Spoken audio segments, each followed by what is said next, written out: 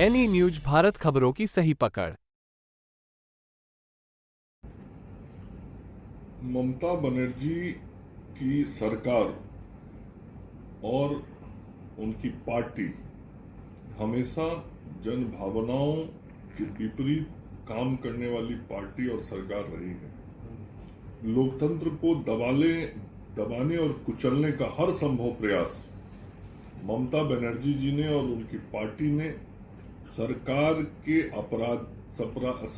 अंदर अपराधियों को संरक्षित करके, अपने सरकारी पदाधिकारियों के माध्यम से उनको संरक्षित करके और पुलिस बल के द्वारा जनता पर आक्रमण करके हमेशा लोकतंत्र को कुचलने का प्रयास किया है।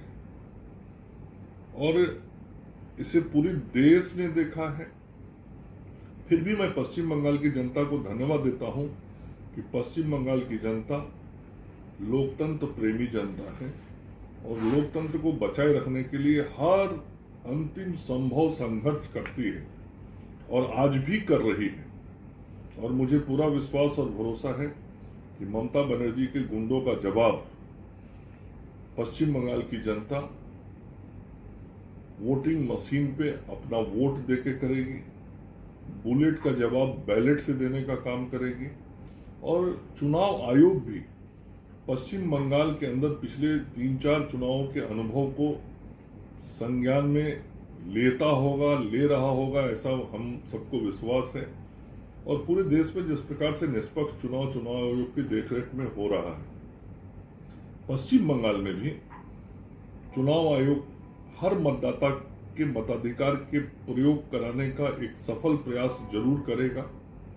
और यदि पश्चिम बंगाल की सरकार उसमें रुकावट बनने का प्रयास करेगी तो चुनाव आयोग की नजरें सबों पर रहेंगी।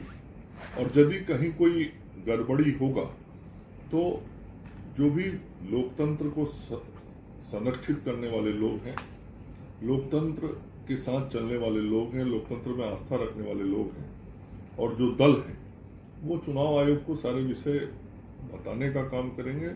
और मुझे विश्वास है कि पूर्व के घटनाओं को ध्यान में रखते हुए चुनाव आयोग के द्वारा पर्याप्त संख्या में केंद्रीय पुलिस बलों की प्रतिनियुक्ति भी की जाएगी, बूथों पर भी, बूथों के बाहर भी।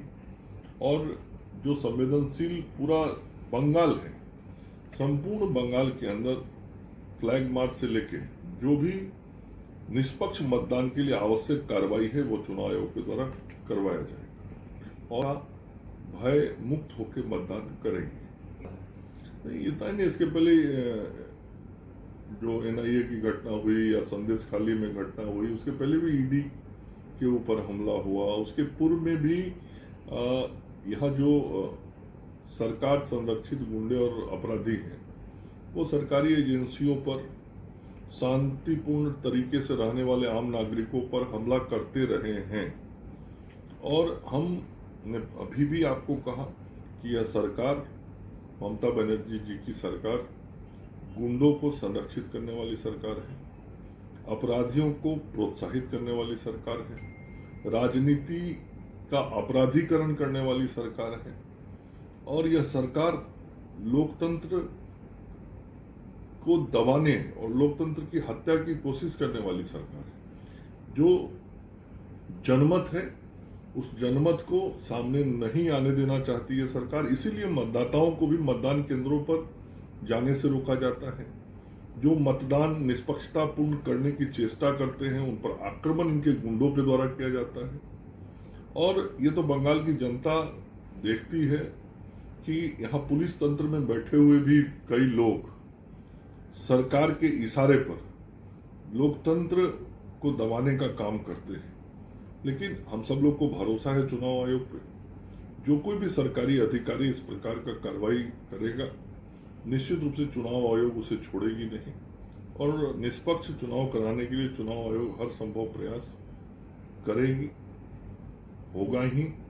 और एक जो यहाँ के मतदाताओं के अंदर भय है, उस भय को भी दूर करने का काम हमारा चुनाव आयोग के द्वारा होगा, जो संपूर्ण देश में चुनाव आयोग करता है।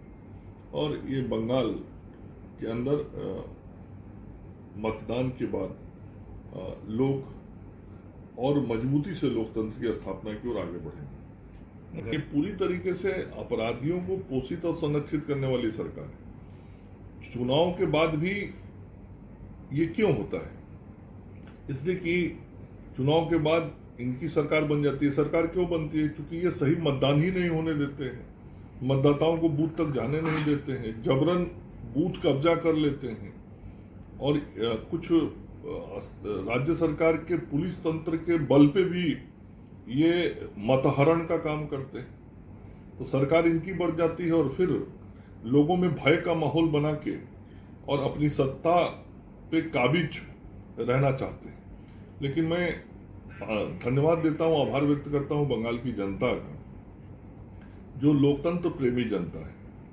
इन सारे चीजों के बावजूद हर तरीके से जाके संघर्ष करती है बंगाल की जनता। और यही कारण है कि ममता बनर्जी की सरकार के खिलाफ भारतीय जनता पार्टी को केवल 40% वोट मिलता है, अन्य दलों को भी वोट मिलता है। तो ये ममता बनर्जी जी और उनकी पार्टी के खिलाफ आधे से अधिक आबादी इतने करने के बावजूद भी जाके बूथों पर उनके खिलाफ मतदान करती है।